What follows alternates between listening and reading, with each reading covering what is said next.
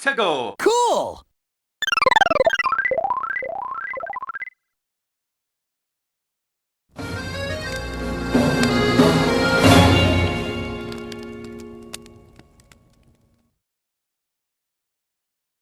Hey everyone, it's Nux, and I'm back with another episode of K-Free Rants. And in today's episode, we're going to tackle a topic that has been long overdue. This is a topic that I've been meaning to cover in a video for a long time now, but I've been putting it off for quite a while, and the reasoning for that is really I've just been thinking about how I want to go about it. See, originally, I was going to do this video in the form of a bigger and more scripted video, but I decided I wanted to put out an unscripted, smaller version as a sort of precursor to it. Before I do this big scripted Pokemon project that really explains my thoughts on the current direction of Pokemon, I wanted to do a more personal piece. And I really want to get something out with the upcoming Pokemon Legends Arceus because I feel like at this point, you all deserve to hear my thoughts on the current status of Pokemon. You know, I'm apparently this big fan of the Pokemon series, but I don't really make many videos on it, do I? Same with Kirby. Like, my top 5 franchises are Sonic the Hedgehog, of course, Mario, and then Pokemon, and then Kirby, and then Earthbound, and then Smash. Those are some of my top franchises, and I don't talk a lot about, you know, Kirby or Pokemon, and I feel like it's long overdue that I talk about Pokemon because I'm not happy with Pokemon's current direction.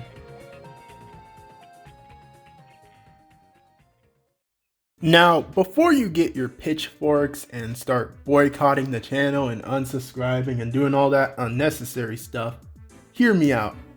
This isn't going to be a typical video that's just going to be like, oh, Pokemon has become this bane of existence. Pokemon has become this horrible brand that no one should ever buy into, because clearly the fact that I still occasionally talk about series like Pokemon very much still means I care about it, you know? Like, people will do the same thing with Sonic. They'll assume I'm this giant Sonic hater because I dare criticize the status of Sonic, but in reality, I'm probably one of the biggest Sonic fans out there. Like, I care more about this series than some of the people who claim that they quote-unquote love this series.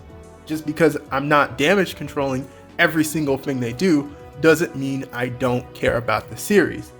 I just want to get it off my chest right off the bat because you already know how it's going to be in the comments. You already know, especially with Pokemon, because I'm not the only one who has felt this way with Pokemon's current direction. A lot of people have felt like Pokemon has been on a bit of a downward spiral for a while now. So what I've decided to do to make this very simple is I've decided to divide my problems with Pokemon's current direction into 4 problems.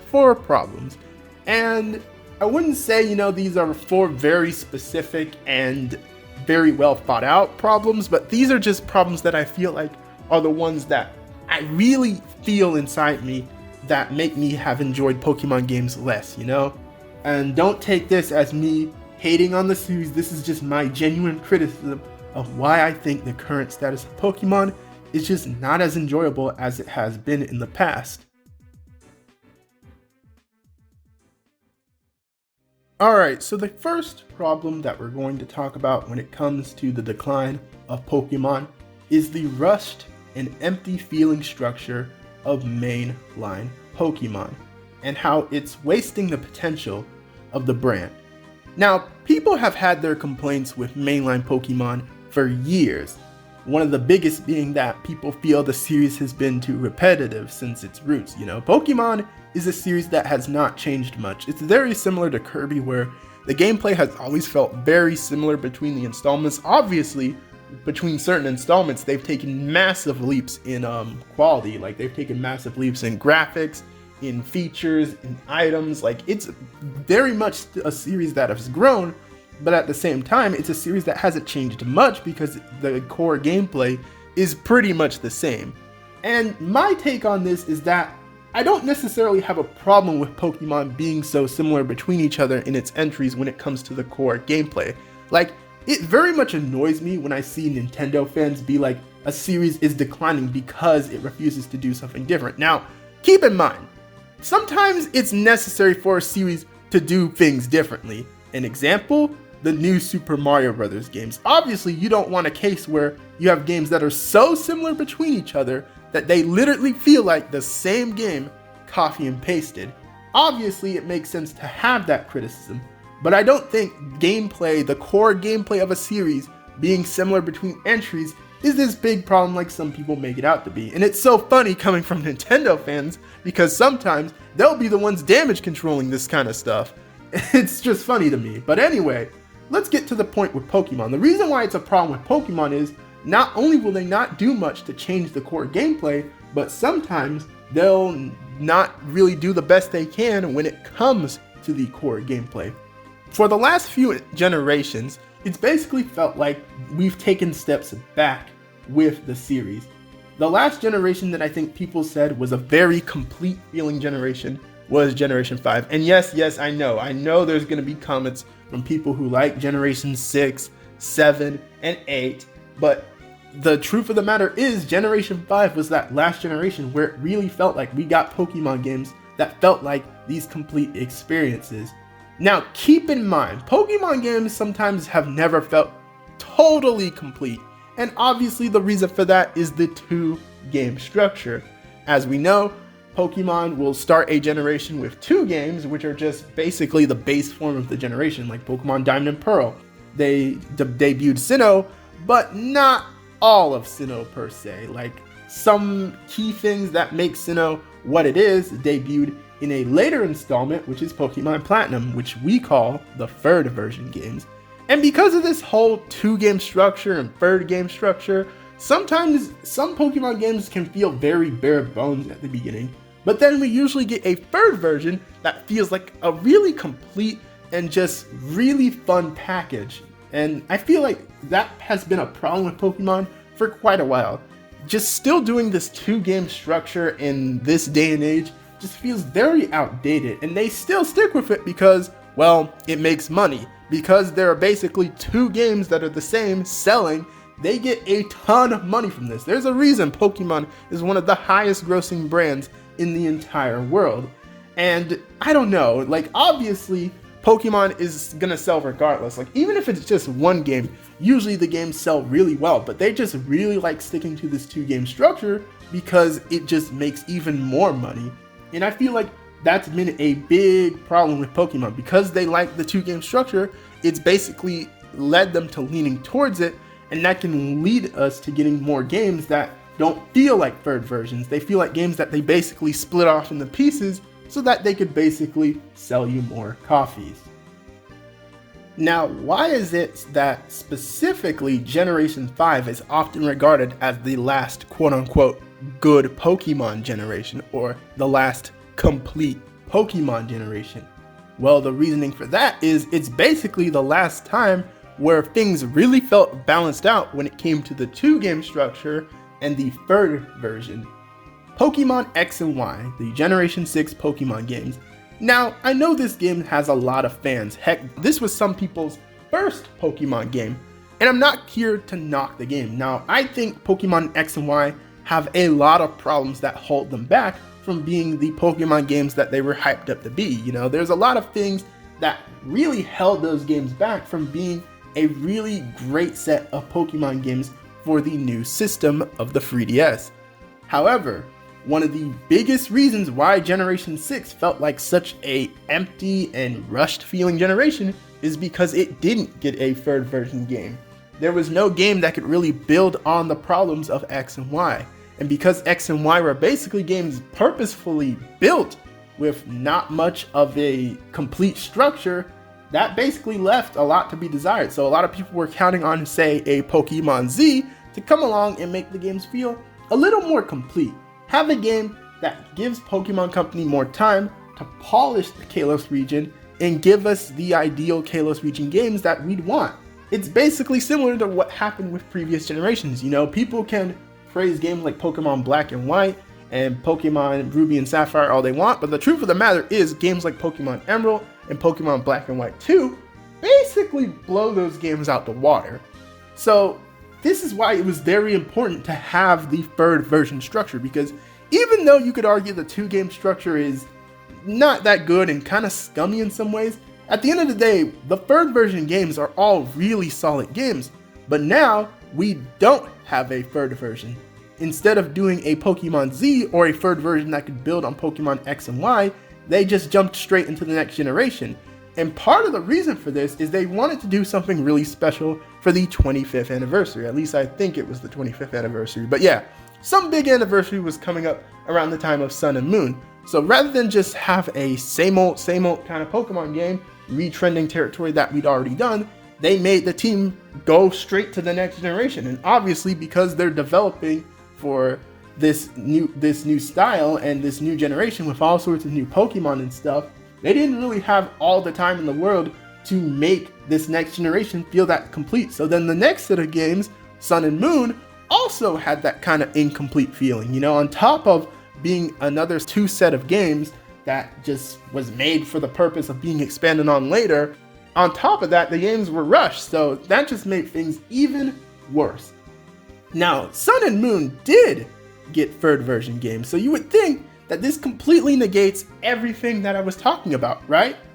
Not entirely, because Ultra Sun and Ultra Moon, while they do improve on some things with Sun and Moon, unlike previous third versions where they expand the region, it more so feels like they just adjusted certain things, and some of the things were for the worse.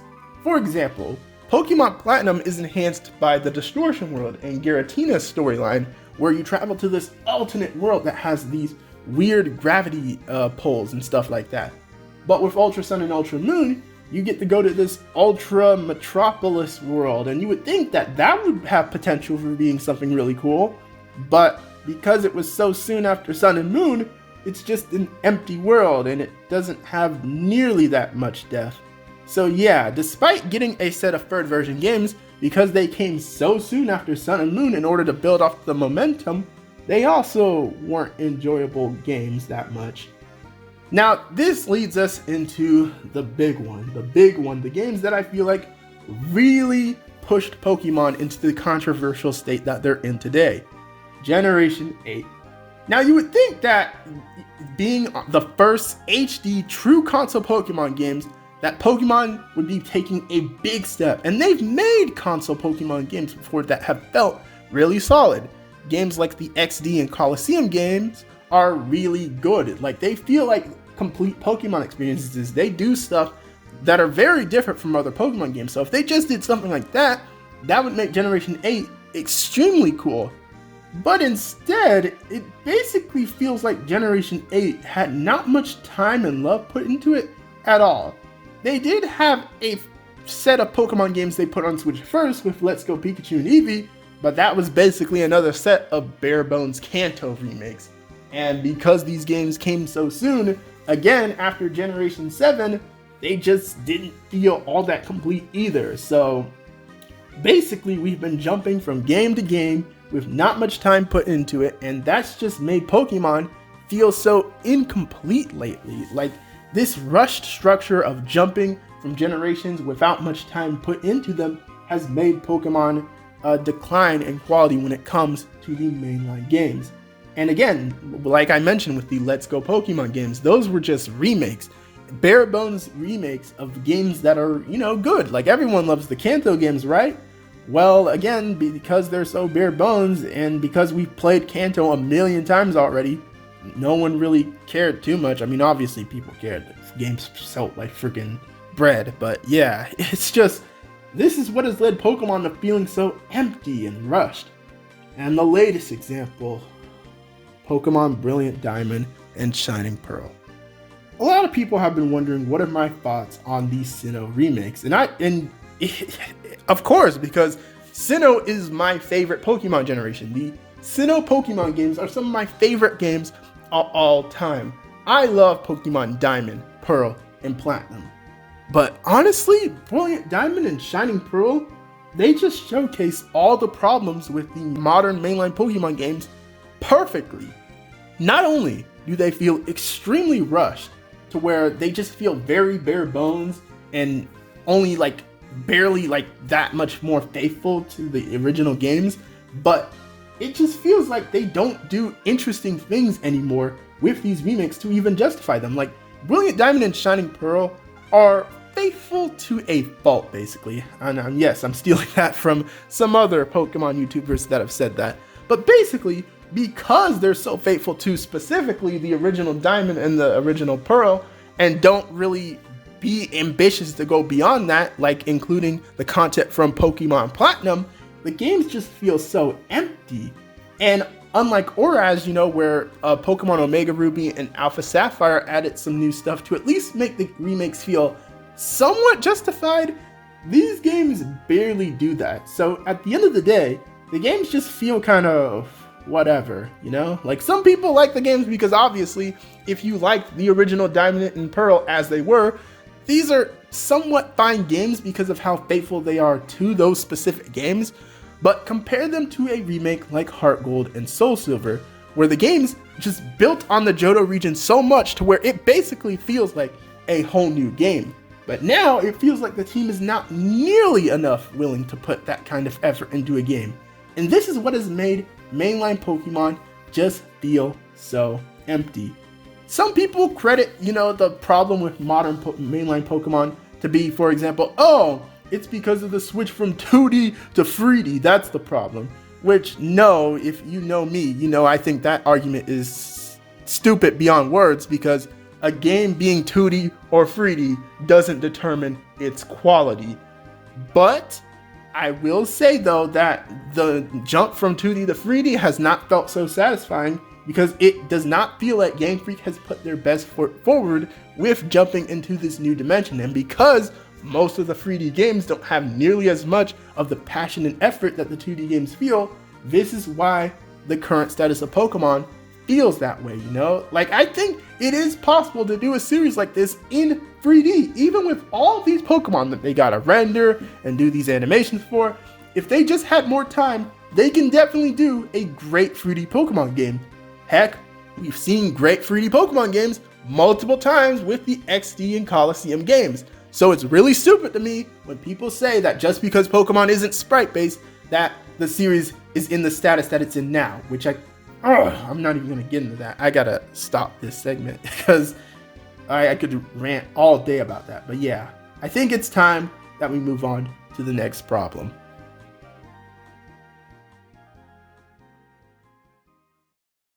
Alright, so let's get into problem number 2. Now I'm gonna go ahead and say that problem 2, 3, and 4, they're not nearly as big problems as problem 1, because problem 1 is such a big problem because it represents the games, and the games are probably the biggest part of the Pokemon branding. So the fact that the mainline games just haven't been up to quality compared to some past installments has just been like really such a what's the word? I don't know what word to say, but yeah, it's just been such a problem with this brand. But now let's get into my second problem. Let me not ramble anymore before I twist my words more. Problem 2, a lack of creative spin-offs and the increased focus on mobile development. Now, what does this mean? Obviously, Pokemon being such a big brand and such a big series means that there's a lot of branches to the series, or at least there were. You all know that when it comes to Sonic, I have ranted between so many videos at this point about how he has basically let all of his spin-offs die, basically. Like his racing games, they haven't attempted anything like an RPG. Like, it just feels like they really bank on these mainline games alone to help carry this series. And that's a problem, especially when the quality of the mainline games has been so rough. Well, Pokemon is basically in a similar status. Well, kind of. See, originally Pokemon had a ton of great spin-offs that they would use to keep people, you know, hold people over between these generations. Like, for example, Generation 4 carried on for quite a bit because they had so many great spin-off games that utilized the Pokemon of that generation and previous ones to hold people over. They didn't need to rush between generation to generation to keep people's attention. All they needed to do was pull out some really quality games to hold people over, and boom, they could put all their time and development onto the mainline installments. And I feel like a lack of those creative and good spin-offs is what has led to this decline in Pokemon. Now, I'm not going to entirely say that this is a problem that's ruining Pokemon per se, because to be fair, we do occasionally have good spin-offs still. Like, for example, we finally got the sequel to Pokemon Snap after all these years. Like, bro, the sequel to Pokemon Snap has been so overdue. It's not even funny. But yeah, and we did get the remakes of the original Mystery Dungeon games, and those were apparently really good. I didn't buy them because I just kind of have a nostalgia attachment to the originals, but I did hear some good things about those games. So it's not like completely their creative and good spin-offs have died off, but it basically feels like they pushed them to the back in order to focus on their mobile development. Pokemon loves working on mobile games, and a big part of this has to do with Pokemon Go. I'm pretty sure even if you haven't played a Pokemon game in your life, like a mainline Pokemon game, you've at least touched Pokemon Go, because Pokemon Go was this free mobile game that had in-game purchases that was extremely popular. And because of the popularity and sales from those games, they basically decided, hey, we need to focus on mobile development. Let's put less effort into these spin-offs that just sell hit or miss, basically, and basically focus on mobile development. And these mobile games, while they have some charm to them at times, they basically clearly have not nearly as much effort as the individual spin-offs of the Pokemon brand. And because of this, this is what has led to less creative spin-offs, and this has hurt the overall Pokemon series. So that's pretty much it for problem 2. I have nothing more to say there. But I just want to say, I really do miss the creative spin-offs. Games like Pokemon Mystery Dungeon, Pokemon Rangers, stuff like Pokemon Conquest that's like weird but has its own charm. Like, stuff like that really is what made Pokemon such a fun brand to follow. But without all that stuff, it just feels so dry and empty. I said the same thing for Sonic, and it applies here too.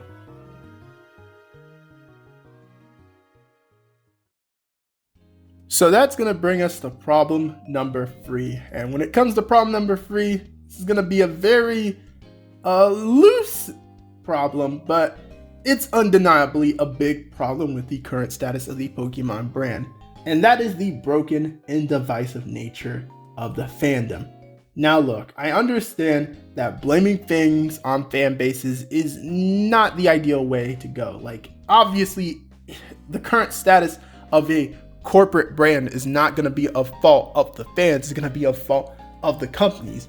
But sometimes I feel like when fandoms just do nothing but fight with each other and defend the low points of their favorite series, all it does is really hurt those series.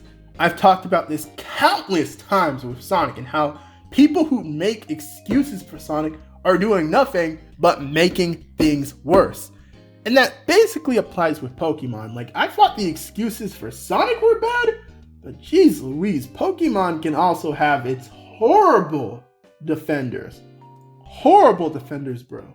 For example, I once had a Twitter conversation talking about why the story of Pokemon Sword and Shield is very faulty.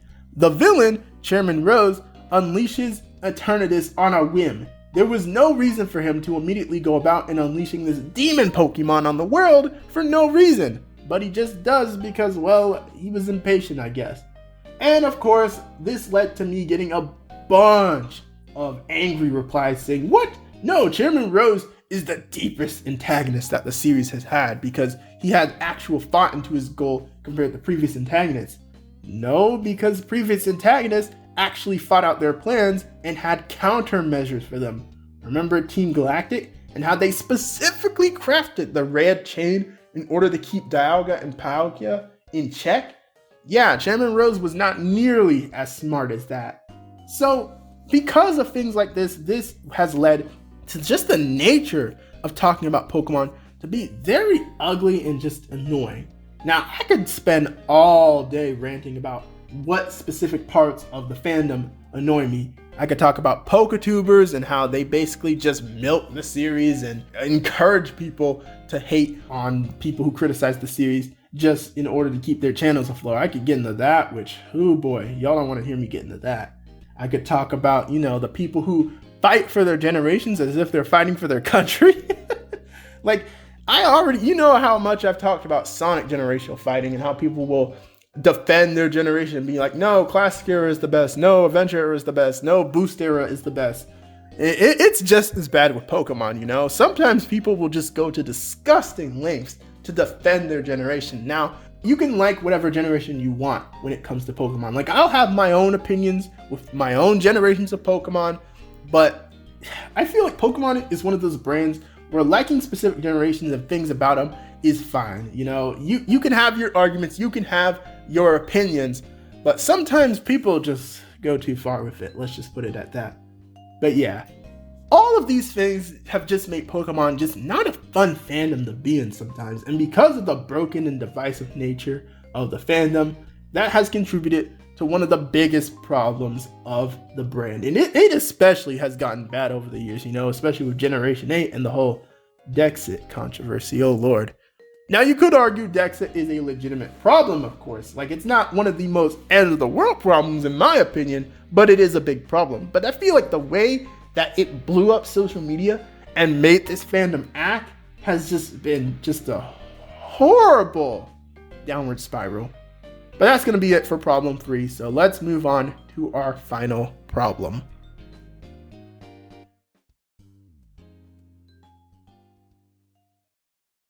And this will bring us to problem number 4, which is Pokemon's wasted potential.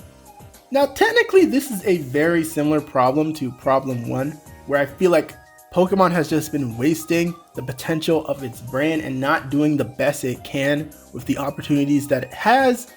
But it more so leans specifically in this problem with the anime and movie side of Pokemon. Now, obviously the games are the biggest part, what everybody talks about, but in my opinion, I think one of the problems with modern Pokemon is they just don't take advantage of all the resources and all that money they make when it comes to the series. Like, I've already talked about how the graphical issues with 3D Pokemon have been and how they've just not done a good job of taking advantage of today's technology to make some really good looking Pokemon games. Like, they just act really cheap when it comes to Pokemon's mainline games and the graphical look of those games. Like, obviously, you know, there are people who like those directions and people who think stuff like the chibi style of the Gen 4 remakes looks good, but in my opinion, it just isn't as appealing as other games. Like, compare that to something like Mario Odyssey or Breath of the Wild, or even the upcoming like Kirby and the Forgotten Land. Like, those games feel like natural evolutions of their series' graphical looks. With Pokemon, it just feels like it can't find its stride with that, you know? But again, I want to lean this conversation more towards the anime and movie side. The anime side has felt very stale for a while now. Like, I like the Pokemon anime. It has its great ups and its horrible lows. But I feel like the anime has felt really stagnant because they have just been very afraid to do something more with it. For example, they did this mini-series called Pokemon Evolutions that looks absolutely amazing. Like, it has this unique art style that really brings out the life with their characters and these Pokemon. But the problem is, it's a very short series that ran for a limited time, and heck, rarely showcased episodes that much.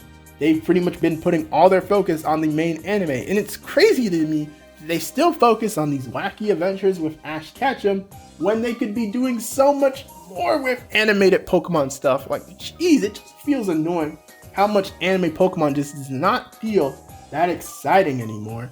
Like, they could be doing this cool side series that obviously has its haters, of course, but it just really much more appeals to a lot more people, you know? People like when series do interesting and cool and new things, but they just stick with the stagnant Pokemon anime because that's what makes the money, I guess. Same thing with their movies, you know? Detective Pikachu was a good movie. Like, it had its problems, but I think it was a good movie. But rather than build off of that with, you know, some kind of new movie or something that feels really exciting, they basically confirmed that they don't have many more plans with future Pokemon movies. Now, this could be rectified in the future. They could announce some big Pokemon movie, of course, and maybe Detective Pikachu underdelivered or something. Who the heck knows? But man, I just feel like they could be doing so much more with this brand, considering how much money it makes and just how much power it has. But yeah, that's gonna be it with problem 4.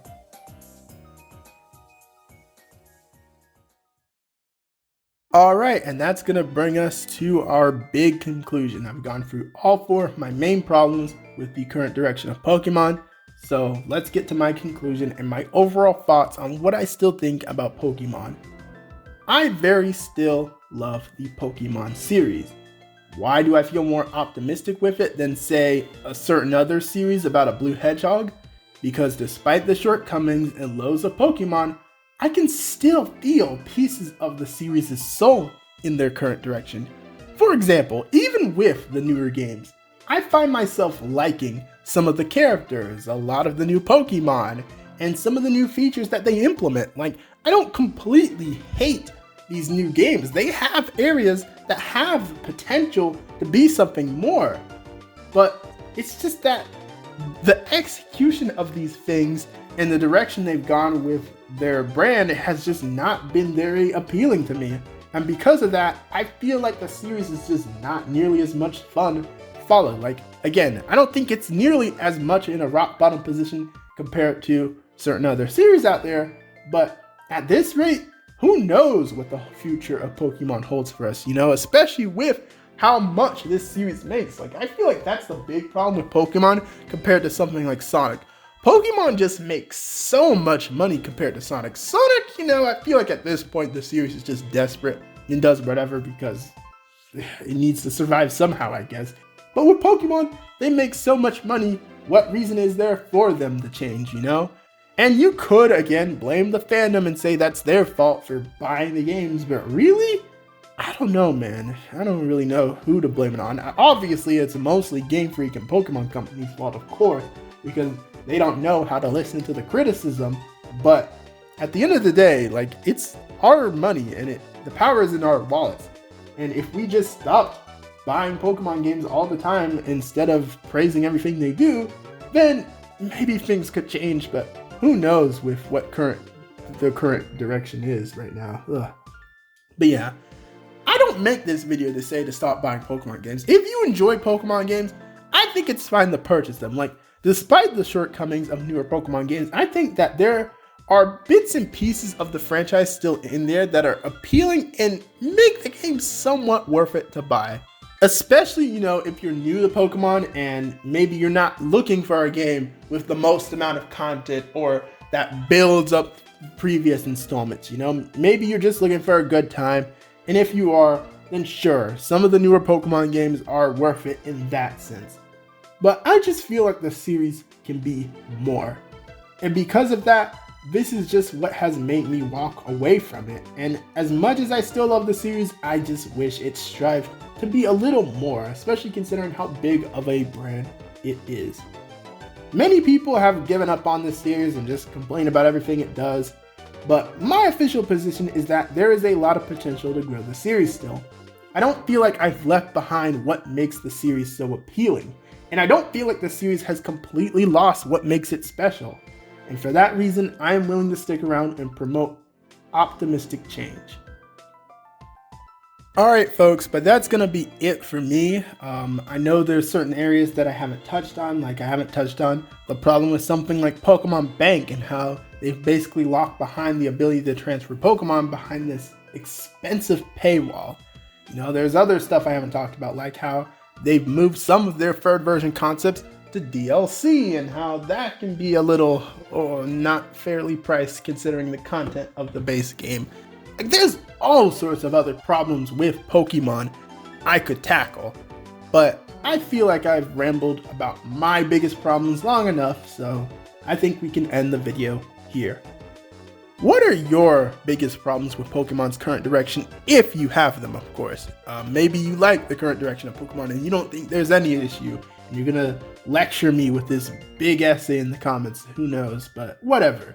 Leave your thoughts in a comment down below. Please leave a like if you enjoyed this video, and subscribe to the channel if you're new to see more of my content like this. I guess follow my social media if you also want to see more content like this, because I post on my social media a lot. A lot of my posts are pretty similar to what I talk about here, so yeah, follow all that stuff, and that's gonna be it, folks. This has been Nux, and I'm out. Peace.